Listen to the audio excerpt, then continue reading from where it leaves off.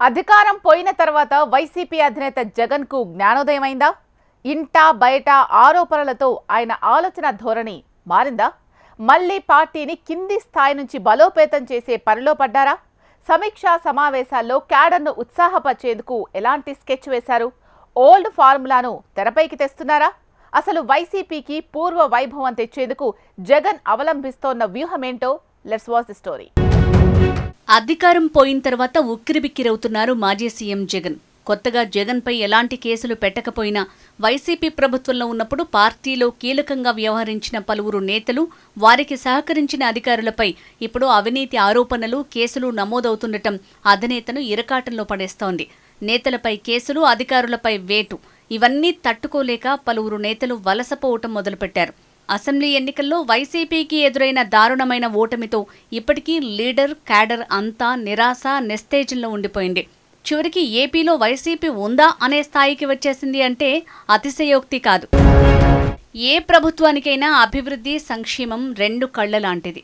కానీ జగన్ కేవలం సంక్షేమానికే పెద్దపీట వేసి రాష్ట్ర అభివృద్ధిని గాలికొదిలేశారనే విమర్శలు ఎదుర్కొన్నారు. అందుకే జగన్ ఇచ్చిన మేనిఫెస్టోలోని హామీలను 99% పూర్తి చేసినా ఓటర్లు మళ్లీ గెలిపించలేకపోయారు.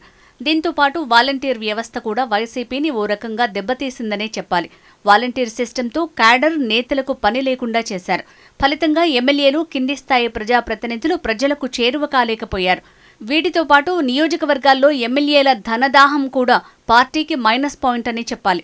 వీటితో పాటు ప్రభుత్వ పరంగా జగన్ తీసుకున్న నిర్ణయాలు, జరిగిన పొరపాట్లపై పార్టీ వాళ్లే కాకుండా ఎన్ఆర్ఐ నేతలు సైతం అధినేతపై విరుచుకుపడ్డారు. జగన్ వైఎస్ వారసుడు కాదని కాసింత ఆగ్రహం వ్యక్తం చేసిన సందర్భాలు లేకపోలేదు. ఇక జగన్ పనైపోయిందని చెప్పిన సందర్భాలు లేకపోలేదు. పరిస్థితి గమనించిన జగన్ పార్టీని కింది స్థాయి నుంచి నిర్మించే పనిలో పడ్డారు. క్యాడర్లో పార్టీ పట్ల నమ్మకాన్ని కలిగించే పనిలో నిమగ్నమయ్యారట. వైసీపీకి మళ్లీ పూర్వ వైభవం తెచ్చేందుకు, పార్టీని మళ్లీ అధికారంలోకి తీసుకొచ్చేందుకు జగన్ కొత్త గేమ్ ప్లాన్ మొదలుపెట్టారు. 2011లో అనేక సవాళ్లతో పార్టీని నడిపించిన అనుభవాన్ని గుర్తు చేసుకుంటున్నారట. జగన్ అరెస్టుకు తోడు రాష్ట్ర విభజన వ్యవహారం అప్పుడు కలిసొచ్చింది. ఈసారి ఆ పరిస్థితి లేదు.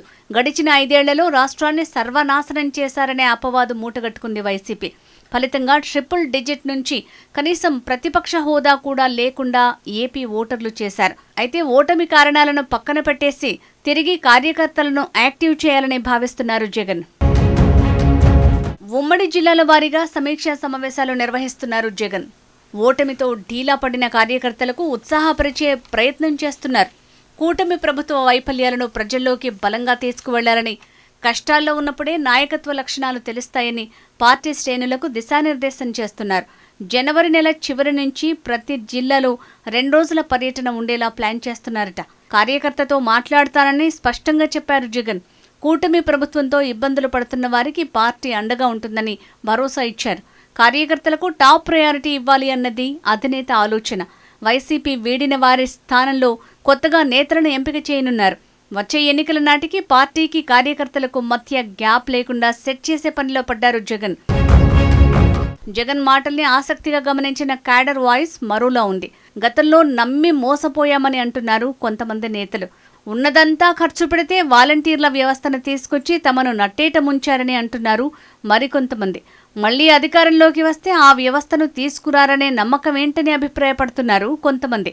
మొత్తానికి జగన్తో పాటు కార్యకర్తలకు జ్ఞానోదయమైనట్టు కనిపిస్తోంది. కూటమి ప్రభుత్వం అధికారంలోకి వచ్చి 6 నెలలు పూర్తయింది. దీంతో ఇక ప్రభుత్వ వైఫల్యాలపై బలంగా పోరాడాలని స్కెచ్ వేస్తున్నారు అధినేత.